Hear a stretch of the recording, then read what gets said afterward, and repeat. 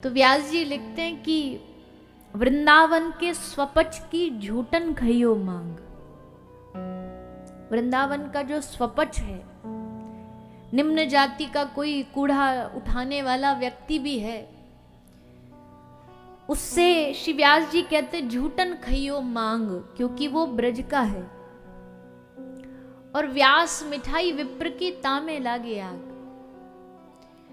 कोई वृंदावन से बाहर, ब्रज से बाहर कोई 56 भोग भी दे रहा, तामे लागे आग। और वृंदावन के किसी स्वपच की झूठन भी उससे बेहतर है।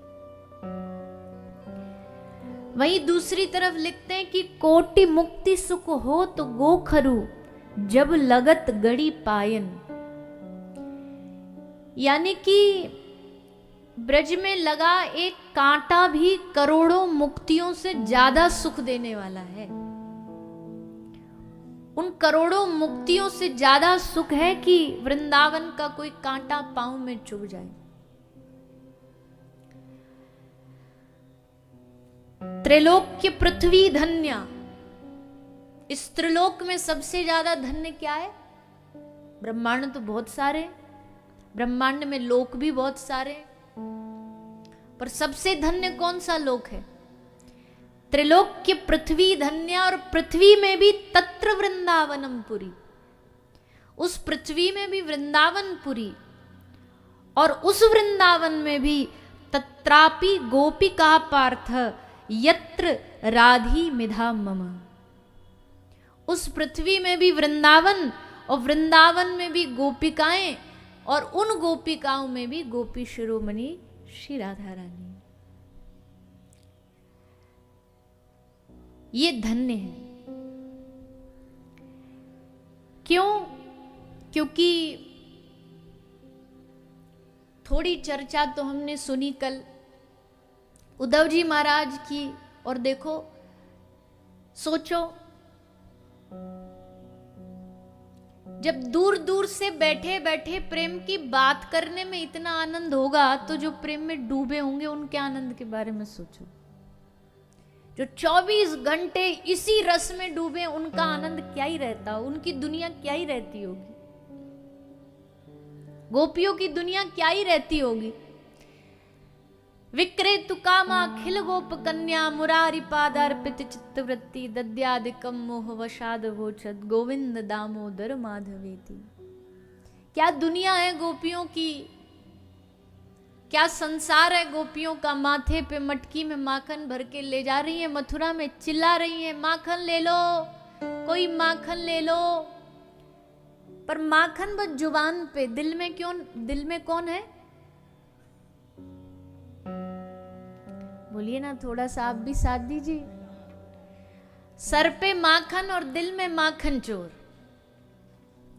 तो गोपी कहती है माखन ले लो, माखन ले लो। पर श्री विल्व मंगल जी कहते, विल्व मंगल जी का ये रचना है, दामोदर गोविंद दामोदर माधवेति।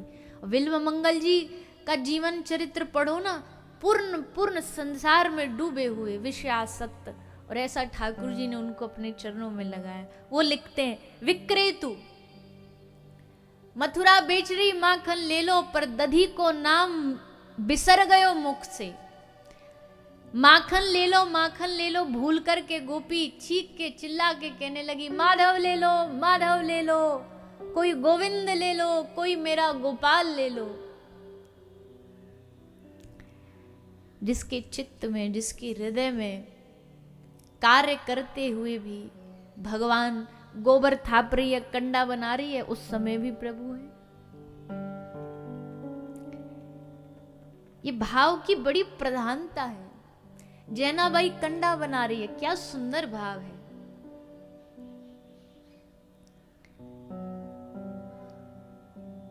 कबीर दास जी एक बार आए जैनाबाई के दर्शन करने।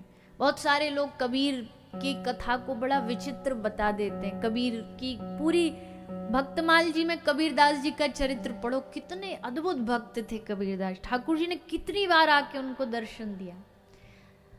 तो जो संत होते ना, उनका मन होता है उस समय, उनके समय काल के जो और साधु, उनसे मिलने का, दर्शन करने का। ये तो उनके बाद वाले चेला हैं जो आपस में लड़ते रहते हैं। कि तू कबीर पंथी, हम फलाने पंथी, हम वो पंथी। ये महापुरुष जब हुए ये आपस में कभी नहीं लड़े, ये एक दूसरे को दर्शन करने जाते थे। संत संत के दर्शन करने जाता, पंथ वाले लड़ते रहते। कबीरदास जी का मन हुआ, खोजते रहते थे कि कहाँ कौन।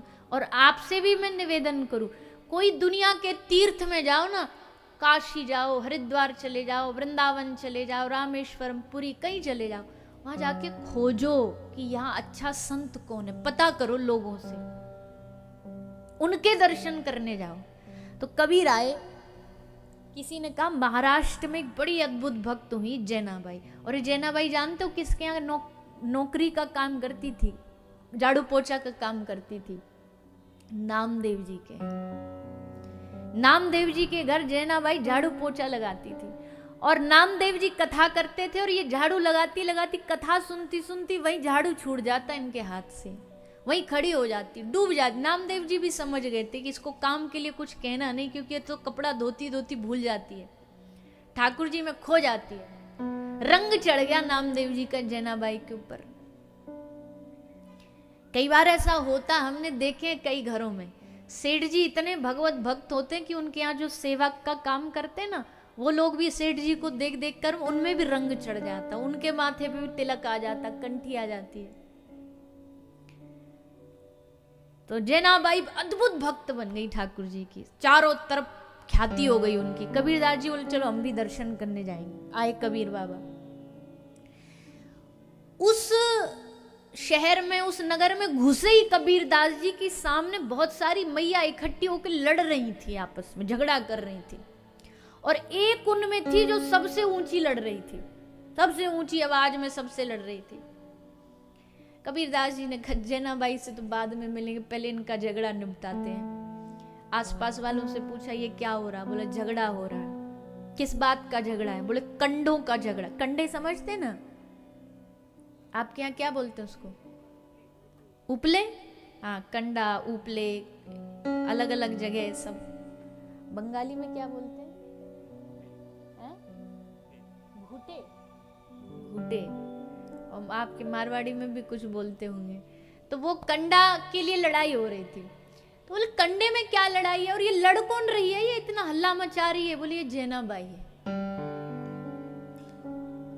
कबीर बोले ये जैनाबाई है, लगता हमारी इंफॉर्मेशन गलत निकल गई। ये जैनाबाई तो भक्त साधु जैसा स्वभाव तो है ही नहीं, क्यों लड़ रही है? किसके लिए लड़ रही है? जैनाबाई इसलिए लड़ रही है, बोले मेरा वाला कंडा तूने ले लिया। दूसरी वाली से लड़ रही है, मेरा कंडा तूने ले लिया। वो दूसरी कह रही है तेरे को जो मन करे, तेरे 10 कंडे थे, 10 ले जाओ उठा के। बोले नहीं, मुझे मेरे वाले ही चाहिए, तेरे वाले नहीं चाहिए। जो मैंने कंडे थापे थे, गोबर के बनाए थे, वही वाले चाहिए। वो दूसरी कहती है कि तुझे तेरे वाले कंडों पे थोड़ी कोई मार्क लगाए कि जो ये वाले तेरे, ये वाले मेरे। कबीरदास जी बोले गलत आ गए हम तो। पर फिर कबीरदास जी के मन में नहीं, कभी कभी साधु की रहनी और करनी में बड़ा फर्क दिखता है। वो जानबूझ के दिखाते हैं, उनकी बात कोई समझ नहीं सकता। तो कबीर ने जाके जैना को कहा कि जैना तू क्यों लड़ रही है, कोई से भी कंडे ले लेना। कहती है नहीं, मुझे तो मेरे वाले। पर तेरों की पहचान कोई कैसे करेगा? कंडे तो कंडे एक जैसे दिखते हैं। तब जैना ने कहा नहीं, मेरे कंडों की पहचान है। क्या पहचान है तेरे कंडों की? बोले उन कंडों को उठाओ, कान से लगाओ, जिन कंडों में विठ्ठला विठ्ठला विठ्ठला की आवाज आ रही हो, समझ लेना वो मेरे, ये मेरे कंडों की पहचान है। और गजब की बात देखो,